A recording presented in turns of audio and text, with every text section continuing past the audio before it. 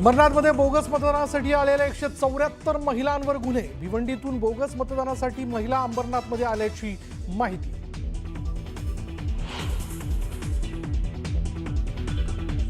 नांदेडच्या धर्माबादमध्ये मतदानादरम्यान मोठा राडा। तेलंगणातील मतदार येऊन बोगस मतदान करत असल्याचा आरोप। एका महिलेला आणि पुरुषाला मारहाण।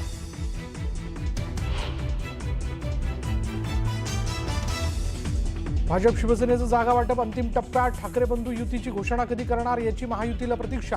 ठाकरे बंधूंची युती आणि जागा वाटप जाहीर झाल्यानंतर महायुती जागा वाटप जाहीर करणार। मुंबईत काँग्रेसकडून स्वबळाची घोषणा। महाराष्ट्र प्रभारी रमेश चेन्नीथला यांची मुंबई काँग्रेससोबत बैठक। विवाद नको विकास हवा, काँग्रेसचा नारा।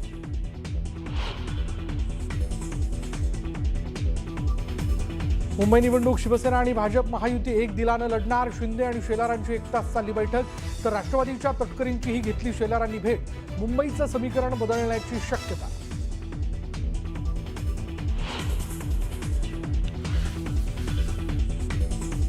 पिंपरी चिंचवडमध्ये दादांच्या राष्ट्रवादीला महेश लांडगेंचा धक्का। राष्ट्रवादीचे 12 माजी नगरसेवक भाजपमध्ये।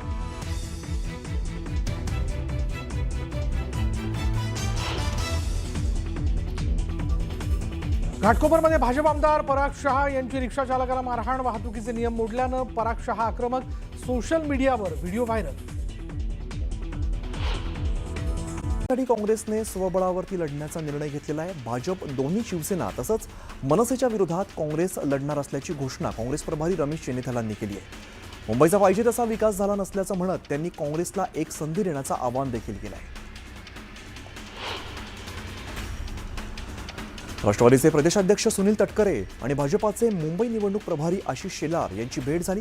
शेलार आणि तटकरेंच्या भेटीमुळे चर्चांना उधाण आले, त्यामुळे त्या मुंबई महापालिका निवडणुकीत नवा ट्विस्ट निर्माण झाला आहे।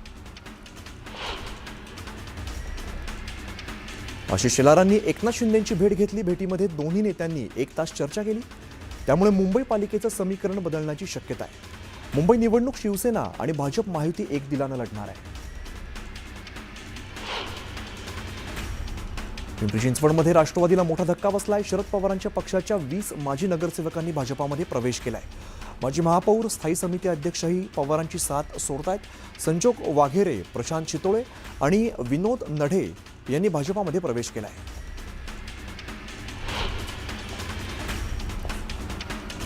पुण्यामध्ये भाजपाने विरोधकांसह मित्रपक्षांना जोरदार धक्का दिलाय। अनेक आजी माजी नगरसेवकांनी भाजपात प्रवेश केला असून रवींद्र चव्हाणांच्या उपस्थितीत पक्षप्रवेश सोहळा पार पडला। शरद पवारांचे राष्ट्रवादीचे आमदार बापू पठारेंचे पुत्र सुरेंद्र पठारे, अजित पवारांचे माजी नगरसेवक विकास डांगट आणि सायली वांजळे यांनी भाजपामध्ये प्रवेश केला आहे।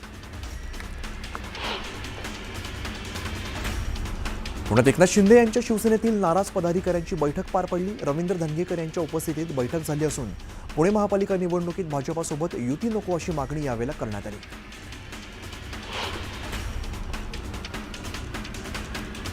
पहिल्या टप्प्यात अनेकांचे प्रवेश पार पडले। दरम्यान आता पुढील तारीख भाजपाकडून लवकरच जाहीर होणार आहे। आगामी पुणे महापालिका निवडणुकीच्या पार्श्वभूमीवर भाजपामध्ये मेगा प्रवेश सुरू आहे। कल्याण ग्रामीणमध्ये शिवसेना उभाटाला मोठा धक्का बसलाय। माजी आमदार सुभाष भोईर यांचा रवींद्र चव्हाणांच्या उपस्थितीत भाजपामध्ये पक्षप्रवेश पार पडलाय, त्यामुळे आता मनपा निवडणुकीत भाजपाला याचा फायदा होणार आहे।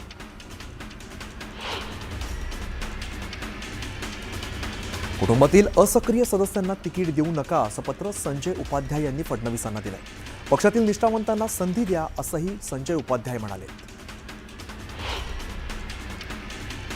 महापालिका निवडणुकीच्या पार्श्वभूमीवर शिवसेना भाजपामध्ये जागा वाटपावरून जोरदार रस्सीखेच सुरू आहे। गुरुवारी झालेल्या भाजप शिवसेनेच्या बैठकीत भाजपाने 102 जागांवरती दावा केलाय, तर शिंदेच्या शिवसेनेने 109 जागांवरती दावा केलाय।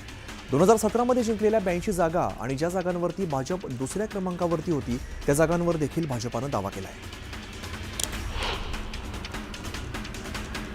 ठाकरेंच्या बालेकिल्ल्यात भाजपासह महायुतीने स्ट्रॅटेजी आखायला सुरुवात केली आहे। लालबाग, परळ, दादर, माहीम, वरळी, भायखळ्यात दोन्ही पक्ष आपले उमेदवार देणार आहेत। शिवसेना आणि भाजप समसमान जागा लढवणार आहेत आणि या भागातील माजी नगरसेवक उद्धव ठाकरेंकडे असले तरी सुद्धा या भागात युतीत शिंदेंना सर्व जागा सुटणार नसल्याचं बोललं जात आहे। मुंबईबाबत भाजपानं नो रिस्क धोरण अवलंबलेलं आहे। विधानसभेच्या धर्तीवरती मायक्रो घटनांच्या एकत्रीकरणासाठी भाजपाचं प्लॅनिंग सुरू आहे. छोट्या छोट्या समाज घटकांना सोबत घेत निवडणुकीला सामोरं जाण्याचा भाजपाचा प्रयत्न आहे. अजित पवार, सुनील तटकरे आणि मुख्यमंत्री देवेंद्र फडणवीसांमध्ये शुक्रवारी रात्री जवळपास 1 तास बैठक पार पडली. राज्यातील अनेक मनपांमध्ये राष्ट्रवादी स्वतंत्र लढण्याची भूमिका या बैठकीत मांडण्यात आल्याची माहिती सूत्रांनी दिली आहे. पुणे, पिंपरी, अमरावतीत राष्ट्रवादीची स्वतंत्र लढण्याची तयारी आहे, तर मुंबईत देखील राष्ट्रवादीने स्वतंत्र लढण्याची तयारी केलेली आहे. पुढील काही दिवसात अधिकृत घोषणा केली जाण्याची शक्यता आहे. अखिल चित्रेंनी भाजपाचे मुंबई प्रदेश अध्यक्ष अमित साटम यांच्यावरती निशाणा साधलाय. सोशल मीडियावरती पोस्ट करत चित्रेंनी साटम यांना सुनावलंय. मुंबईत आजवर 23 मराठी महापौर सामान्य मराठी कुटुंबातून देणाऱ्या बाळासाहेब ठाकरे यांनी स्थापन केलेल्या खऱ्याखुऱ्या शिवसेनेला शिकवायची गरज नाही असं म्हणत चित्रेंनी निशाणा साधलाय.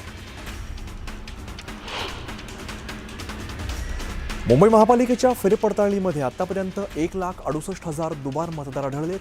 निवडणूक आयोगाकडून दिलेल्या मतदार यादीत 11 लाख नवे दुबार आढळून आलेले होते. मात्र पडताळणीनंतर त्यापैकी केवळ 1,68,000 म्हणजेच 15% दुबार मतदार असल्याचं समोर आलंय. या मतदारांकडून हमीपत्र घेण्याचं काम सुरू असून येत्या 2 ते 3 दिवसात हे काम पूर्ण करण्याचं उद्दिष्ट ठेवण्यात आलं आहे.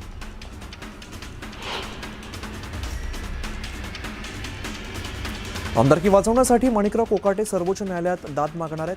उच्च न्यायालयाच्या आदेशाची प्रत हाती येताच सर्वोच्च न्यायालयात जाणार असल्याची माहिती आहे.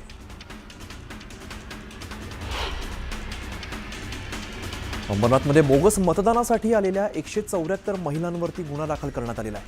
भिवंडीतून बोगस मतदानासाठी महिला अंबरनाथमध्ये आल्याची माहिती समोर आली आहे. नांदेडच्या धर्माबादमध्ये मतदानादरम्यान राडा झालेला आहे. तेलंगणातील मतदार येऊन बोगस मतदान करत असल्याचा आरोप यावेळेला करण्यात आला होता. बोगस मतदान केल्याच्या आरोपातून एक महिला आणि पुरुषाला मारहाण करण्यात आली. या घटनेनंतर पोलिसांनी सौम्य लाठीचार्ज केला. नांदेडच्या धर्माबादमध्ये भाजप कार्यकर्त्यांनी मतदाराला डांबून ठेवल्याचा आरोप करण्यात आला. धर्माबादमधील इनानी मंगल कार्यालयात मतदाराला डांबून ठेवून पैसे देण्याचा आमिष दाखवल्याचा आरोप झाला. धर्माबादच्या गोरोबा काका मंदिरात जवळपास 100 महिलांना नजरकैदेत ठेवण्यात आले आहे. प्रसादाच्या स्वरूपात 4,000 रुपये मिळणार असल्याचं सांगत कप बशी निवडणूक चिन्ह असलेल्या लोकांनी डांबून ठेवल्याचा आरोप करण्यात आला आहे. कोपरगावमधील मतदान केंद्रावरती गोंधळ झाला. भाजप आणि राष्ट्रवादीच्या उमेदवारांमध्ये बाचाबाची झाली. मतदारांवरती उमेदवार प्रतिनिधी प्रभाव टाकल्याचा आरोप करत पोलिसांसमोर 2 गटांमध्ये बाचाबाची झाली. गडिंग्लजमधील प्रभाग क्रमांक 3 मध्ये उमेदवार प्रतिनिधी मतदान केंद्रावरती जाण्यावरून गोंधळ झाला आणि यावेळेला पोलिसांनी हस्तक्षेप करत जमावाला पांगवलं. मुसाबळच्या प्रभाग क्रमांक 11 ब मधील अहिल्यादेवी कन्या महाविद्यालयातील मतदान केंद्रावर पोलीस आणि निवडणूक केंद्रावरील कर्मचाऱ्यांमध्ये शाब्दिक चकमक झाली. मतदान केंद्रावरती येणाऱ्या वाहनाला अडवल्यामुळे वाद झाला होता. अंबरनाथच्या ग्रीन सिटी प्रभाग क्रमांक 29 मध्ये गोंधळ झाला. ईव्हीएम मशीन आणणाऱ्या कर्मचाऱ्याकडे बोगस आय कार्ड असल्याचा आरोप उमेदवारांनी केला. फलटणमध्ये नगराध्यक्षपदासाठी शिवसेनेकडून अनिकेत राजे नाईक निंबाळकर तर भाजपाकडून माजी खासदार रणजित नाईक निंबाळकर यांचे बंधू समशेर सिंह नाईक निंबाळकर या दोघांमध्ये थेट लढत आहे. त्यामुळे आता ओमराजे नाईक निंबाळकर आणि रणजित नाईक निंबाळकर यांची प्रतिष्ठा पणाला लागली आहे. अंबरनाथच्या पालेगाव परिसरातील जेपी हार्मोनियम सोसायटीतील पैसे वाटप केले जात असल्याचा आरोप राष्ट्रवादी अजित पवार गटाच्या कार्यकर्त्यांनी केला आहे. यानंतर भरारी पथकाने येऊन हे पैसे ताब्यात घेतले असून याची चौकशी सुरू आहे. अंबरनाथमधील कोहसगाव मतदान केंद्रावर मोठ्या संख्येने महिला आणि पुरुष जमले होते. दरम्यान बाहेरून लोक बोगस मतदान करण्यासाठी आणले असल्याचा आरोप काँग्रेस कार्यकर्त्यांनी केला आहे. अंबरनाथच्या मातोश्रीनगर परिसरात पैसे वाटल्याच्या आरोपावरून गोंधळ झाला आणि यावेळेला जमावाला नियंत्रित करण्यासाठी पोलिसांनी लाठीचार्ज केला. वाशिम नगरपालिका निवडणुकीत भाजपाच्या नगरसेवक पदाच्या उमेदवाराकडून ठाकरेंच्या शिवसेनेच्या उमेदवाराला मारहाण करत जीवे मारण्याची धमकी देण्यात आली. यानंतर दोन्ही गट आमनेसामने आले. वाशिमच्या लाखाळा परिसरात ही घटना घडली. सिन्नरच्या प्रभाग क्रमांक 2 मधील मतदान केंद्रावरून बोगस मतदाराला पकडण्यात आलं. बनावट आधार कार्ड बनवून मतदानासाठी आलेल्या बोगस मतदाराला पोलिसांनी ताब्यात घेतलं. अंबरनाथ शहरात अजूनही राजकीय पक्षांचे बॅनर तसेच आहेत. निवडणूक आयोगाने बॅनर्सकडे दुर्लक्ष केलं असून आचारसंहिता लागून सुद्धा हे बॅनर्स काढण्यात आलेले नाहीयेत. पैठणनंतर फुलंब्रीत सुद्धा जादूटोणाचा प्रकार समोर आलाय. मतदानाच्या आधीच्या रात्रीच काही अज्ञातांनी जादूटोणा केल्याचा प्रकार समोर आलाय. भारतमाता शाळेच्या मतदान केंद्राबाहेर जादूटोण्यासाठी लागणारं साहित्य आढळल्यामुळे फुलंब्रीत खळबळ माजली. बारामती नगर परिषदेत उपमुख्यमंत्री अजित पवार यांच्या विरोधात राष्ट्रवादी शरदचंद्र पवार पक्ष, शिवसेना आणि भाजप यांनी स्वतंत्र पॅनल उभं केलं. बारामती शहराचा केलेला सर्वांगीण विकास पाहता बारामतीची जनता कोणाला पसंती देणार हे पाहणं महत्त्वाचं असेल.